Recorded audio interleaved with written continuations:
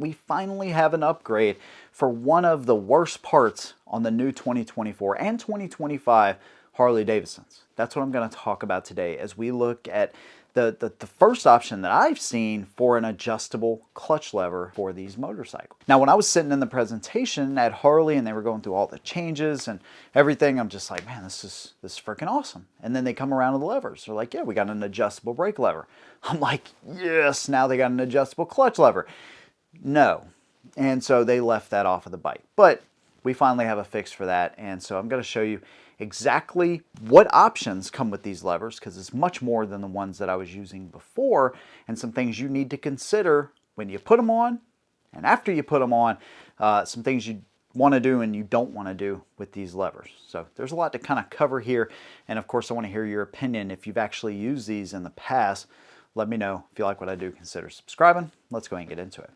So I put a poll out just a month ago or so on what kind of bike y'all would want to see for the next giveaway, and that time has come. We are giving away a 2021 Street Glide with less than 10,000 miles, and this bike is far from stock.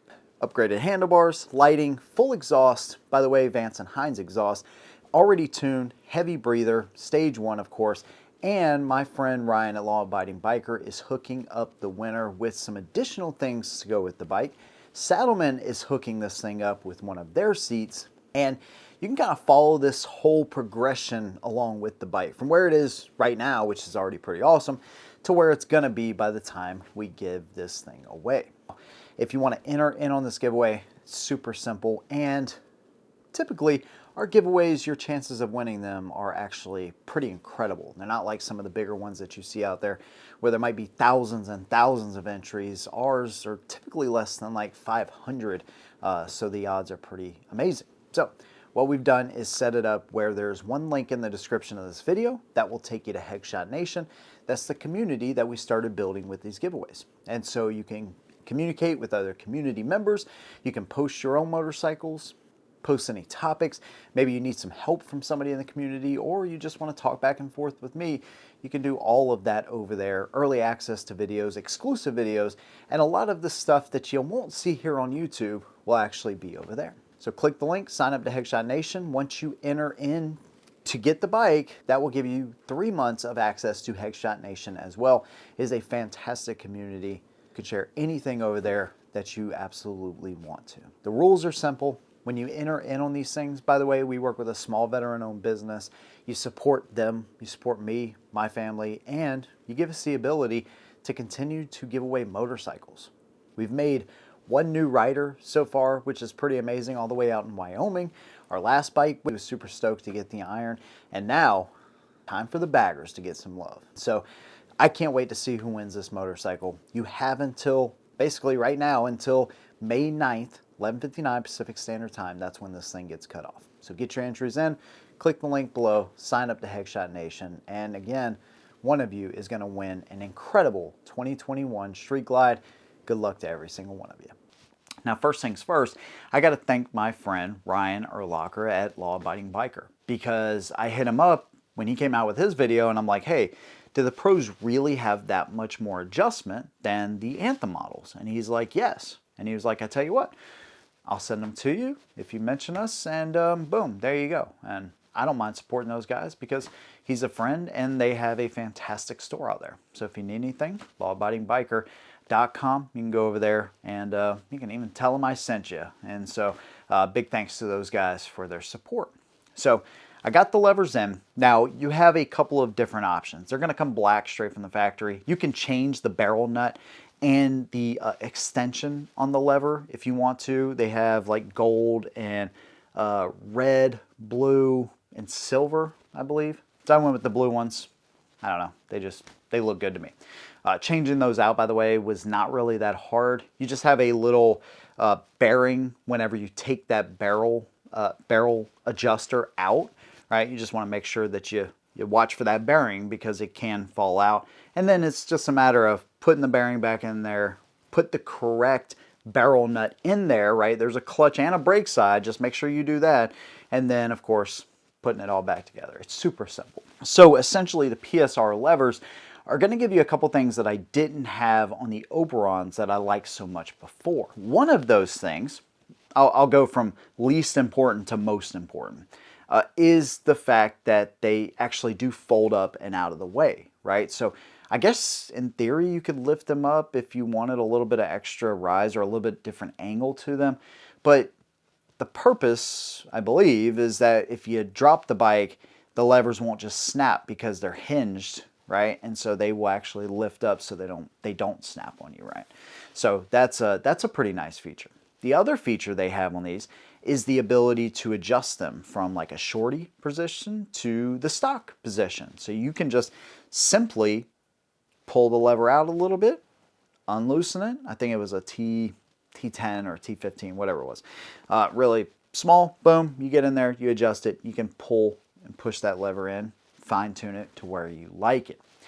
The biggest thing on these levers, of course, is the adjustability. Now, I know some people are going to say, why would I spend this kind of money on an adjustable lever? Well, you will find out quickly, especially doing slow speed stuff over and over and over, you'll see what your hand strength is really like. And if you have any issues with arthritis, carpal tunnel, any kind of weaker dexterity in your hands, adjustable clutch levers are so freaking useful. If you're just going and riding, in a straight line and you don't ever do any slow speed stuff, you probably will never even really notice it. But I just like having them on there just in normal riding, right? Just stopping and going, I like having them. I just like to be able to set it exactly where I want to. If you have smaller hands, a little bit of arthritis, and carpal tunnel surgery that kind of weakened your hand. I know that sounds very specific. Well, that's my case, right?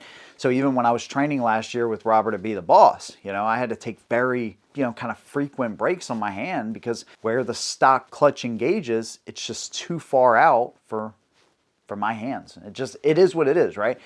So it doesn't mean, oh, we stop riding. It means that there's a fix for it and we adjust to some of those limitations, right? And so that's exactly what this is for. Or you just want better control, right? So on the brake side, I thought you had a good amount of adjustment from Harley, which you do. But with this one, you have a lot of adjustment. I mean, maybe even too much adjustment, to be quite honest with you, on the clutch and the brake side, right? So if you're trail braking and stuff like that, of course, this just gives you the ability to stop more precisely and cater it to your hands and your size. So one thing you don't want to do with these is you don't want to start with them all the way in. I kind of show this here in the video and the bike just starts rolling forward, right? It doesn't have time to engage. It's already engaged. So you want to start with it all the way out generally and then work your way back in. Yeah, that's just way too close. But you can see as I'm moving the clutch lever, and again, this is not how you want to adjust them, but I wanted to show y'all. As I'm moving that barrel nut, right, so you roll it away from you to push the lever out, roll it in to bring it in. So as I'm pushing it out just a little bit, you can see there is very little movement off of the grip in some of these early stages. This is just me showing you how much adjustment there actually is. So I like it somewhere right there in the middle. It's going to pull way closer than what the stock one will, but still it's not going to be like instant. There's still a little bit of play there before it hits the beginning of the friction zone.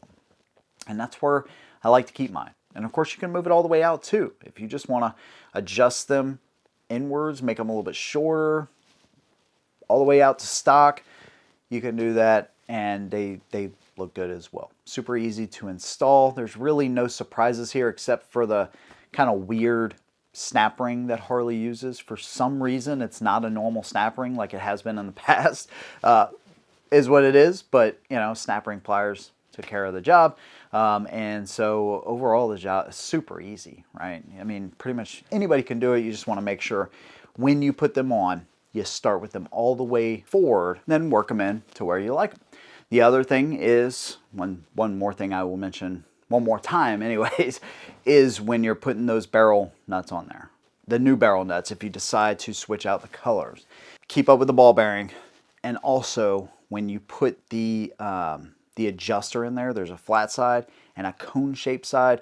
The cone-shaped side is what actually is going to stick out towards the lever, towards the end of the lever, the flat side goes into the barrel nut adjuster. And as long as you have the right side, the clutch with the clutch barrel nut adjuster and the brake with the brake adjuster, then it's going to screw right in there for you. So really no problems with that. Installation, like I said, super easy to do. Follow along with Ryan's video and he can walk you right through the whole process. And otherwise it makes all of the difference, man, for hand fatigue and again, just slow speed stuff in general. These things are amazing, right? This is the, I don't know, this is the third or fourth set now that I've had on a bike. I guess it's probably the third one because I put them on the 2020 Road Glide, the 2019 Street Glide Special, and I guess this one. So yeah, this is the third set, but there's so much more adjustability to these over the hog leverage. So, or nothing against those guys, but they actually sell the Oberon levers. I normally got them from hog leverage, but like I said, they haven't had them, and Ryan came out with that video and I was like, dude, these things look awesome. And they are as advertised. They are kind of expensive, but like I said, for me, in my hands, dexterity and having that adjustability, even if I did have to buy them, I would have 100%. When I texted Ryan, my intentions were to actually buy them because it is something that I believe in 100%, and I would have definitely done it. So there you go, man. I think it is money well spent. If you decide to get them, go over to my friend Law Abiding Biker, go to his shop and support an American company. He is really, he's really fantastic. So really appreciate his support as well. If you like what I do, consider subscribing. See you in the next one. And as always, hold them down.